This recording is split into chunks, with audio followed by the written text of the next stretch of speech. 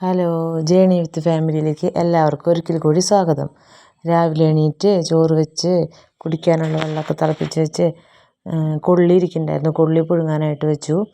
പിന്നെ പരിപ്പും കൊപ്പക്കായും ഒരു പുളിക്ക് വേണ്ടി ഒരു തക്കാളിയും കൂടിയിട്ടൊരു കറി വെച്ചു. ഇതാണ് പരിപ്പ് കുക്കറിലിട്ടാളുടെ അവസ്ഥ.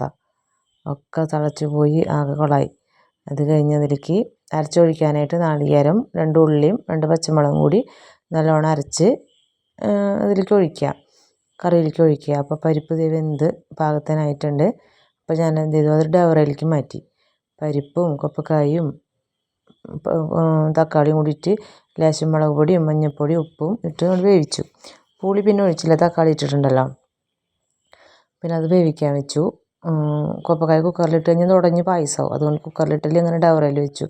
അപ്പോഴേക്കും നമ്മുടെ വെള്ളം കുടിക്കാനുള്ള വെള്ളമൊക്കെ ചൂടായി. കുക്കറ് മറ്റേ കൊള്ളി വെച്ചതും റെഡിയായി. കൊള്ളി വെന്തുണ്ടായിരുന്നില്ല, ഒന്നും കൂടി വിസിലടിച്ചു.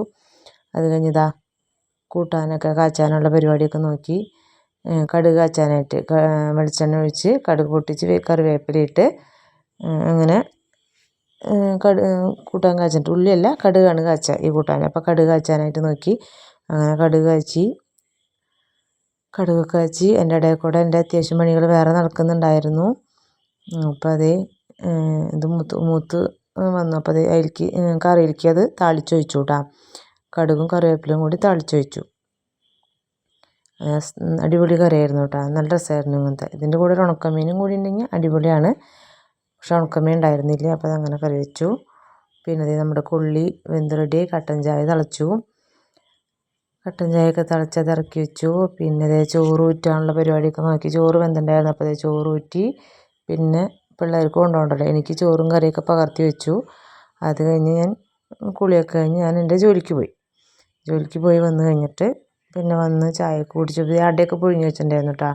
കൊള്ളി പുഴുങ്ങി വെച്ചിട്ടുണ്ടായിരുന്നു. പിന്നെ കൊള്ളി കുറച്ചുള്ള കാരണം ഞാൻ 2 അട പുഴുങ്ങി വെച്ചു. ഗോതമ്പടയാണ്, അവർക്ക് ഇഷ്ടമല്ല.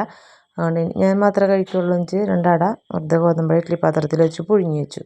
നല്ല ചോറും കറിയൊക്കെ പകർത്തി വെച്ച് കൊണ്ടുപോകാനായിട്ട്, എനിക്ക് മാത്രം, പിള്ളേർക്ക് വേണ്ടല്ലോ. അങ്ങനെ അത് കഴിഞ്ഞ് ഇതേ അടയൊക്കെ ആയി വന്ന് പുഴുങ്ങിയൊക്കെ വെച്ചിട്ടുണ്ടായിരുന്നില്ല. വന്നിട്ട് അതൊക്കെ കഴിച്ചു കേട്ടോ. ജോലി കഴിഞ്ഞ് വന്നിട്ട് അട കഴിച്ചു. കട്ടൻ ചായ കുടിച്ചില്ല. കട്ടൻ ചായ ഞാൻ ജോലി സ്ഥലത്ത് കുടിക്കാൻ പിന്നെ കുടിക്കുന്നില്ല.